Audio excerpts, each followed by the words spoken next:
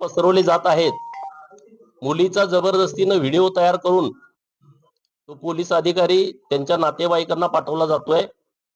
मी आता मुलीचे भाऊ, मुलीचे मामा, मुलीचे चुलते यांच्याशी चर्चा केलेली आहे. मुलीला वडील नाहीत. मुलीचं लग्न ठरलं होतं.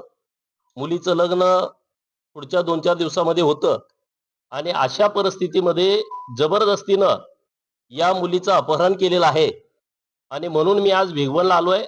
भिगवण पोलीस स्टेशनला भेट देणार आहे आणि हिंदू समाज सर्व संतापलेला आहे. तो एकत्रित आलेला आहे आणि हिंदू जन आक्रोश मोर्चाचं आयोजन केलेलं आहे. बाकीची सविस्तर चर्चा पोलीस स्टेशनला अधिकाऱ्यांच्या सोबत करून मी तुम्हाला सविस्तरपणे सांगेन. व्हिडिओ जर त्यांच्यापाशी येत असेल अधिकाऱ्यांपाशी तर त्यांना सापडत का नाही येत? मी आता तोच विषय ऍडिशनल एसपींना व्हिडिओ बघितल्याच्या नंतर मी फोन केला होता की हा व्हिडिओ आला कुठून. त्यांनी म्हटले की वेगळं ऍप त्यांनी वापरलंय, त्याच्याची लोकेशन दिसत नाही. त्यांनी पोलिसांना व्हिडिओ पाठवलं, नंतर घरच्यांना व्हिडिओ पाठवलं. म्हणजे त्यांचं धाडस वाढलेलं आहे किंवा त्यांच्या पाठीमागे कुणीतरी आहे, या मुलाला वाचवण्याचा कुणीतरी प्रयत्न करतंय असा त्याचा अर्थ होतोय.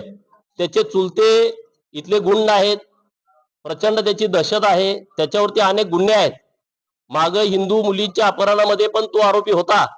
काही महाराजांना मारहाण केलेली आहे. इथल्या मंदिरामध्ये ते कब्जा घेत आहेत, मंदिरातल्या मूर्त्यांची मोडतोड केलेली आहे. मग हे कसं काय असं होतंय? इतके दिवस का गप्प आहे पोलीस प्रशासन? वेगवेगळ्या गुन्ह्यामध्ये तो आरोपी आहे, माझ्याकडे लिस्ट आहे. इतक्या गुन्ह्यात जर तो आरोपी असेल तर त्याच्यावरती मोकांतर्गत कारवाई का नाही झाली? हे सगळे विषय मी आता पोलीस स्टेशनचे अधिकारी आहेत त्यांच्याशी सविस्तर चर्चा करून या सर्व लोकांशी बोलून आपल्या समोर मांडणार आहे.